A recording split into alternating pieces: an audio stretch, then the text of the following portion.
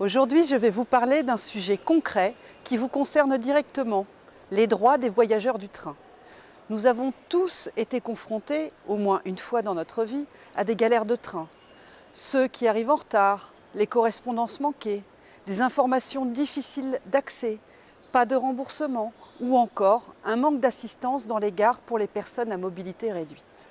Bref, les droits des voyageurs du train sont un enjeu et ils concernent directement des millions d'usagers quotidiens sur lesquels l'Union européenne agit. Et oui, vous ne le savez peut-être pas encore, mais c'est bien au niveau européen que les droits des passagers ferroviaires sont encadrés, comme c'est aussi le cas dans le secteur aérien.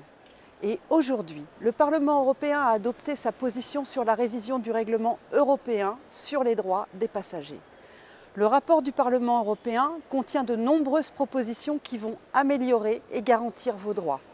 D'abord, nous avons réussi à intégrer les services régionaux dans le règlement européen qui s'applique aujourd'hui uniquement aux lignes à grande vitesse.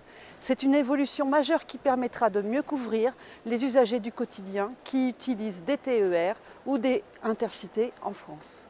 Deuxièmement, nous avons renforcé les obligations des compagnies ferroviaires en matière de communication en temps réel de toute information relative au trafic des trains.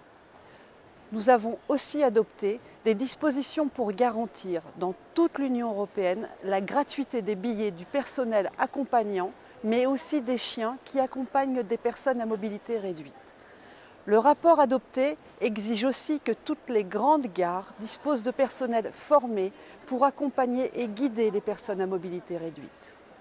Nous avons aussi adopté des amendements pour faciliter l'accès au train des vélos.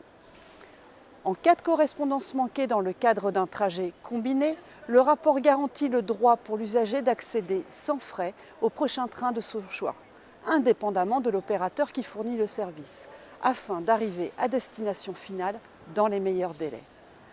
Enfin, nous avons revu à la hausse les niveaux d'indemnisation des passagers en cas de retard.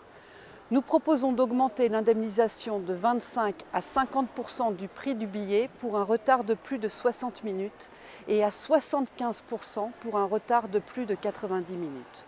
Et nous proposons de passer de 50 à 100% d'indemnisation en cas de retard de plus de 2 heures. Ces dispositions devront s'appliquer à tous les opérateurs ferroviaires. En tant que députée européenne, je suis fière d'avoir contribué à ce rapport qui reflète comment l'Europe améliore les droits de millions d'Européens.